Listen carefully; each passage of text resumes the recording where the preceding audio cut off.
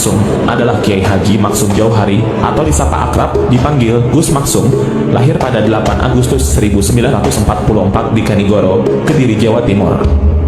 Beliau merupakan cucu dari pendiri Pondok Pesantren Lirboyo, Kiai Haji Manaf Abdul Karim, sebuah pesantren besar yang hingga kini menjadi pusat ilmu dan ruh perjuangan Nahdlatul Ulama NU. Ayahnya, Kiai Haji Abdullah Jauhari, adalah seorang kiai yang tegas dalam ilmu syariat, sementara ibunya dikenal sebagai perempuan salehah, lembut, dan penuh kasih. Sejak kecil, Gus Maksum sudah menunjukkan keanehan, mata batinnya tajam, gerakannya gesit, dan pikirannya jauh lebih matang daripada usianya. Suatu kali, saat usianya baru 10 tahun, ibunya mencoba memotong rambutnya dengan gunting, tetapi gunting itu bengkok. Berulang kali dicoba, logam itu patah seperti dipukul palu. Akhirnya, hanya ibunya sendiri yang bisa memotong rambutnya, dan itu pun setelah berwudu dan membaca basmalah. Sejak itu, masyarakat sekitar mulai membicarakannya. Anak ini pasti bukan anak biasa, ada darah para wali yang mengalir di tubuhnya. Di masa remajanya, Gus Maksum menuntut ilmu di Pondok Lirboyo, belajar kitab kuning, ilmu fikih, tauhid, dan tasawuf. Namun, di luar jam ngaji, ia gemar berlatih silat dan olah pernapasan. Ia tak hanya belajar kepada kiai, tapi juga berguru kepada para pendekar tua yang sudah sepuh hidup di lereng gunung, di hutan, bahkan di pesisir utara Jawa. Konon, ia pernah berkelana ke daerah Blitar, Banyuwangi, hingga Madura untuk menimba ilmu kanuragan dan batin. Banyak pendekar yang mencoba mengujinya, tapi semuanya kalah. Bahkan ada kisah, seorang guru silat terkenal pernah menantangnya. Mereka bertarung di sebuah lapangan tengah malam. Ketika lawannya menghunus golok, Gus Maksum menatapnya tajam, dan golok itu jatuh ke tanah seperti tertarik oleh magnet. Lawannya pun sujud minta maaf, mengaku kalah sebelum pukulan pertama terjadi. Dalam catatan para santri, Gus Maksum selalu berkata, ilmu itu bukan untuk gagah-gagahan. Ilmu itu amanah. Siapa yang memamerkan ilmunya, hilanglah barokahnya. Saat di usia dewasa, Gus Maksum dikenal luas di lingkungan Nahdlatul Ulama. Ia menjadi tokoh utama dalam pendirian Pagar Nusa, organisasi bela diri di bawah NU yang bertujuan menjaga marwah kiai dan pesantren.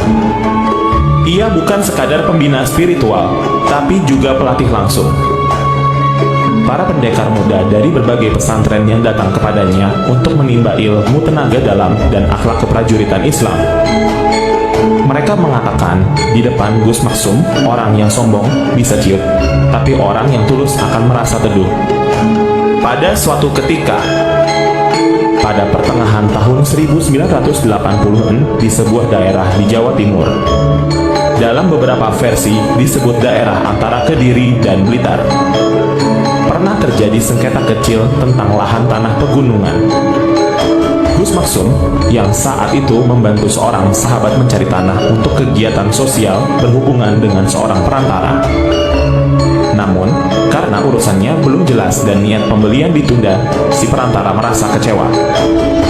Perantara itu lalu mengadu kepada seseorang yang terkenal sebagai preman sakti, penguasa wilayah itu, seorang laki kekar, berpakaian hitam, dan memiliki reputasi yang menakutkan. Orang-orang menyebutnya Raden, seorang pendekar jalanan yang kebal senjata dan dikenal temperamental. Kalau benar itu kiai dari Lirboyo yang mempermainkan harga tanahku, akan aku beri pelajaran. Biar tahu siapa penguasa di sini, katanya dengan nada dingin.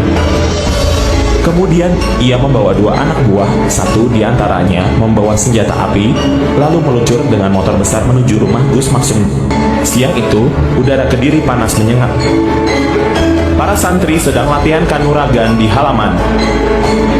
Mereka melatih jurus tameng besi latihan bela diri untuk kebal pukulan. Tiba-tiba suara knalpot keras memecah keheningan. 3 motor berhenti di depan rumah Gus Maksum. 2 orang turun dengan langkah keras, satunya tetap di motor. Salah satu dari mereka menenteng pistol di pinggang. Para santri melihatnya, tetapi mereka tetap tenang karena sudah terbiasa dengan tamu-tamu aneh yang datang kepada Gus Maksum. mana Gus Maksum?" bentak si preman. Seorang santri menjawab dengan tenang, "Beliau di dalam, sedang membaca kitab, silahkan duduk." Preman itu menggeram, "Tidak usah banyak basa-basi. Suruh keluar. Saya cuma butuh penjelasan," ucap si preman. Namun, sebelum mereka sempat marah lebih jauh, Gus Maksum keluar dari dalam rumah.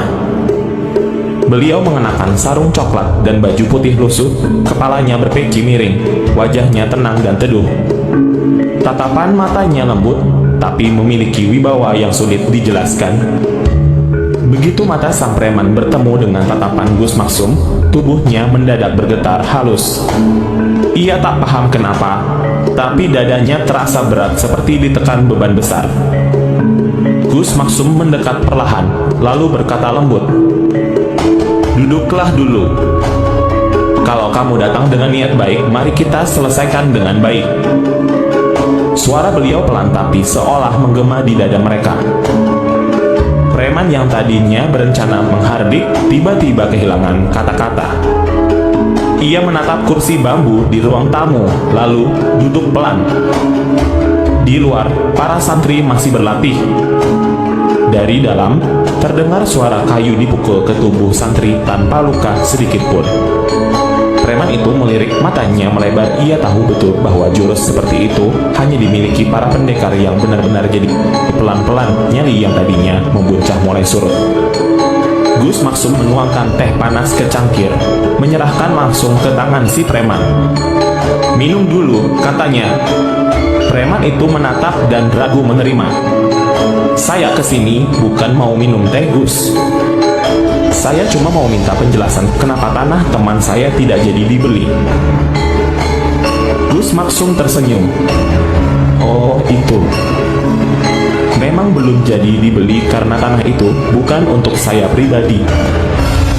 Ada teman saya yang waktu itu berminat, tapi beliau membatalkan niatnya. Saya belum sempat memberitahu perantara. Jadi bukan sengaja menipu." Suara beliau tenang tanpa nada membela diri. Preman itu terdiam. Ia mengira akan dihadapi dengan alasan keras atau perlawanan, tapi yang didengarnya malah penjelasan jujur dan sikap rendah hati. "Kalau ada salah dari pihak saya minta maaf. Tapi tak perlu marah. Dunia ini luas. Jangan karena uang segenggam, hati kita terbakar," kata Gus Maksum. Preman itu menunduk. Dalam dadanya, amarah yang tadi menyala-nyala mulai padam. Untuk pertama kalinya dalam hidupnya, ia merasa malu kepada seseorang. Namun, hatinya masih penasaran. Ia mencoba menguji. Lalu berkata, "Kalau saya mau, saya bisa tembak Gus sekarang juga." Gus Maksum menatap lembut. "Kalau itu takdirmu, lakukanlah. Tapi ingat, peluru hanya menembus daging, bukan hati." Preman itu diam. Tangannya gemetar ketika menyentuh pistol di pinggang. Tapi begitu jarinya menyentuh pelatuk, tubuhnya tiba-tiba kaku. Keringat dingin membasahi tengkuknya. Ia mencoba menarik napas, tapi tak bisa. Jantungnya berdebar keras. Ia tahu ini bukan lawan manusia biasa. Ia menunduk, mencabut pistolnya, lalu meletakkannya di meja. "Maafkan saya, Gus," katanya lirih. Gus Maksum hanya tersenyum dan menepuk bahunya. "Kamu orang kuat. Tapi kekuatan sejati bukan untuk menakut-nakuti, melainkan untuk melindungi. Pulanglah, dan jadilah pelindung bagi orang kecil." Air mata preman itu menetes tanpa sadar. Ia yang selama ini dikenal bengis, yang pernah memukul orang tanpa alasan, kini menangis seperti anak kecil di hadapan seorang kiai tua. Sebelum pergi, Gus Maksum memberi amplop kecil. "Ini bukan uang damai," katanya. "Cuma untuk ganti bensin dan teh yang kau minum. Jangan ditolak, biar jadi berkah." Preman itu menerima dengan tangan gemetar. Ketika keluar, para santri menatapnya dengan sopan. Tak ada yang memandang sinis. Semua menunduk hormat. Di perjalanan pulang, preman itu berkata kepada anak buahnya, Kalau tadi aku paksakan untuk menembak, aku rasa bukan dia yang mati, tapi aku yang terbakar.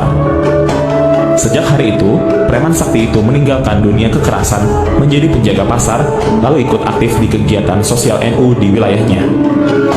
Ia sering berkata kepada teman-temannya, "Aku dulu menantang Kiai, tapi Kiai itu justru menyelamatkan aku dari diriku sendiri." Pada tahun 1998, Indonesia bergolak. Krisis ekonomi, amarah rakyat, dan pergolakan politik membuat suasana negeri panas. Di tengah itu, grup legendaris Kantata Takwal menggelar konser besar di Stadion Senayan, Jakarta pada 6 Juli 1998. Massa yang hadir campur mahasiswa, buruh, preman, aktivis, semua membawa semangat perlawanan. Situasi nyaris tak terkendali. Sore itu, Gus Maksum Jauhari dari Lirboyo, Kediri, datang bersama beberapa pengurus pagar Nusa NU. Beliau dikenal bukan hanya sebagai kiai alim, tapi juga pendekar ruhani yang berwibawa luar biasa. Gus Maksum datang bukan sebagai tamu kehormatan, melainkan untuk menenangkan suasana agar konser tak berubah jadi kerusuhan. Saat malam turun, ribuan penonton memadati stadion. Ketika lagu Bongkar dibawakan Iwan Fals, sebagian penonton mulai ricuh, pagar diruntuhkan, botol dilempar, dan massa saling dorong. Polisi sudah siaga, situasi sudah diambang ledakan. Di tengah kekacauan itu, Gus Maksum melangkah ke tengah lapangan dengan sarung dan peci miringnya. Ia melangkah tenang. Santri-santrinya panik, tapi beliau tetap berjalan sambil berzikir pelan. Begitu sampai di tengah, beliau mengangkat tangan kanan dan menatap ke arah kerumunan. Dalam sekejap, suasana berubah hening. Botol-botol yang melayang jatuh ke tanah, orang-orang berhenti berteriak, sebagian bahkan terduduk diam seperti kehilangan tenaga. Angin malam berembus lembut, seolah membawa hawa sejuk. Beberapa saksi termasuk petugas keamanan dan panitia mengaku melihat perubahan mendadak itu. Dari atas panggung, Iwan Fals sempat berhenti bernyanyi dan menatap ke arah tengah lapangan. "Ada apa? Kenapa tiba-tiba diam semua?" tanya seseorang. Panitia menjawab, "Itu Gus Maksum, kiai dari Kediri." Setelah suasana benar-benar tenang, Gus Maksum duduk bersila di tanah dan memanggil beberapa pemuda yang tadi ricuh. "Kenapa kalian marah?" tanya beliau. Salah satu menjawab, "Kami kecewa pada keadaan Gus." Beliau menatap lembut, lalu berkata, "Kalau ingin memperbaiki negeri ini, jangan bakar amarah. Perbaiki hatimu dulu. Api tak bisa dipadamkan dengan api." Malam itu konser berlanjut sampai selesai tanpa insiden.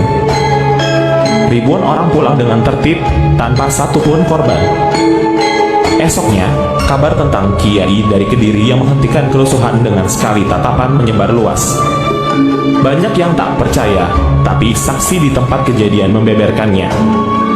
Ketika ditanya wartawan, Gus Maksum hanya menjawab pendek, "Tidak ada apa-apa. Semua karena Allah. Kalau hati manusia tenang, dunia ikut tenang." Sejak itu, peristiwa Senayan menjadi legenda di kalangan santri. Bagi mereka, itu bukan kisah kesaktian, tapi bukti bahwa zikir dan ketenangan hati mampu menundukkan ribuan amarah. Gus Maksum wafat pada 1999, dimakamkan di Kediri. Tapi nama dan ruh perjuangannya tak pernah padam. Para santri pagar Nusa di seluruh Indonesia selalu mengingatnya sebagai pendekar yang tidak pernah menghunus pedang kecuali untuk menegakkan kebenaran. Bagi banyak orang, kisah menaklukkan preman itu bukan sekadar legenda tentang kesaktian, tapi simbol bahwa kekuatan batin, kesabaran, dan kasih sayang adalah senjata tertinggi seorang kiai. Kekuatan sejati bukan di tangan, tapi di hati. Kiai sejati tidak menaklukkan musuhnya, tapi menaklukkan amarah dalam diri manusia. Kesaktian tanpa adab hanyalah kesombongan, tapi kesaktian dengan kasih adalah kemuliaan.